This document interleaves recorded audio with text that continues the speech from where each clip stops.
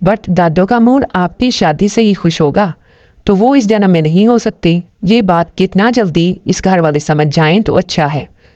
वो ये बात फारूक शाह को सुना रहे थे और हमेशा की तरह अपनी सुना के वो ऑफिस के लिए निकल चुका था। पापा, तो इसका मतलब भैया कभी शादी नहीं करेंगे? आर्या ने सवाल किया। क्यों नहीं करेगा? अल्लाह पाक ने ऐसी लड़की बनाई होगी जो इसका दिल बदल देगी, और ये संजीदा शख्स अपने सारे असूल कवायद इसके सामने भूल जाएगा। मुझे अपने रब पर पूरा भरोसा है, तुम फिक्र ना करो। अब जाओ, अम्मी जान का मूड ठीक करो, मैं भी ऑफिस के लिए निकल रहा हूँ। ओके पापा।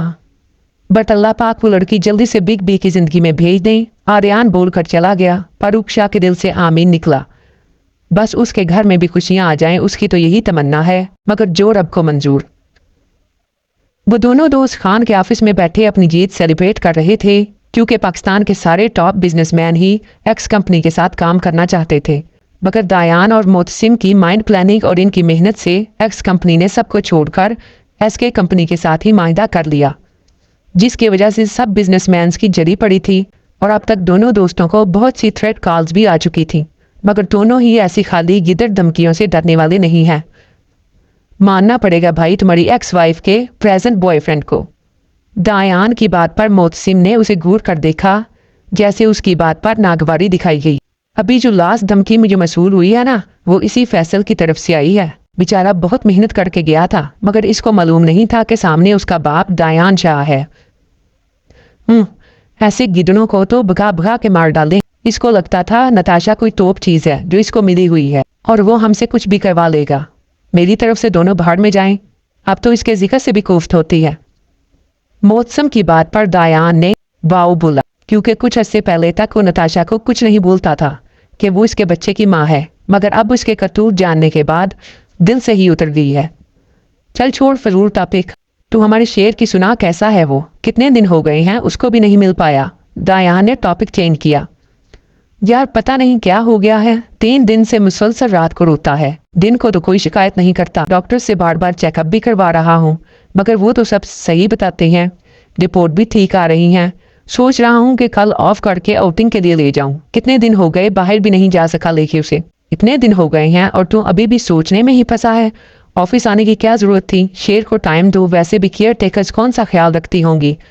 तू ऐसा कर, अभी भी घर चला जा, एम टेंशन लेता रहेगा। मैं भी कंस्ट्रक्शन वाली साइड पे जा रहा हूँ, फिर रात को शेर से मिलने आऊंगा। दायान उससे गले मिला और ऑफिस से बाहर चला गया। वो दायान के जाने के बाद अपनी सीट पर बैठा और लैपटॉप की स्क्रीन पर अपने बंगले के लॉन्च वाले लाइव सीटीवी रिकॉर्डिंग को देखने लगा, ताकि वो देख सके कि उसका बेटा कमरे में है या फिर लॉन्च में खेल रहा है। और रिकॉर्डिंग पे सामने नजर आते मंजर को देखकर उसने जल्दी से लैपटॉप को हाथ मारकर बंद किया और साथ ही टाई की नॉट ढीली की और खुद पे 100 बार मलामत की कि इसको पता भी है अब घर में नौजवान केयर टेकर आती है।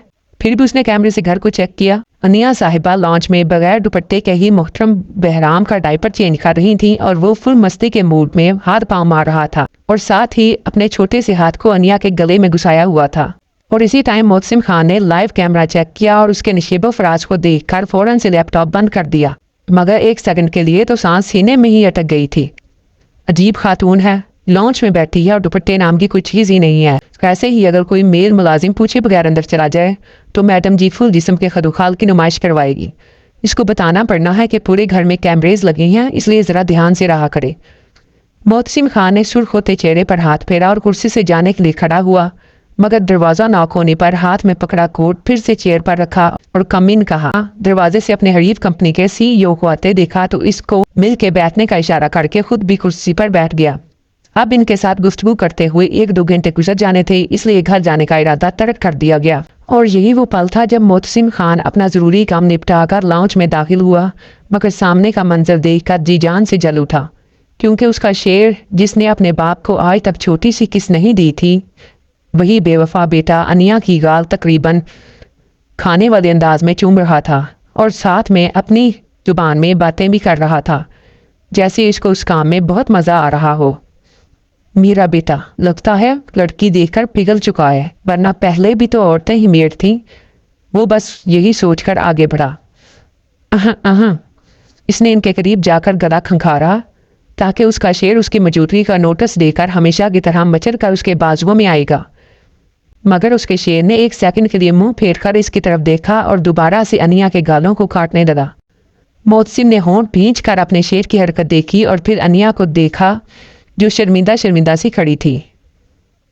बहराम को मुझे पकड़ाओ और तुम बुआ से बोलो कि लंच रेडी करें, हम फ्रेश होकर आते हैं। आ जाओ मेरे शेर। पापा पास। पहली बात अनिया को बोलकर दूसरी बात अपने बेटे को बोली।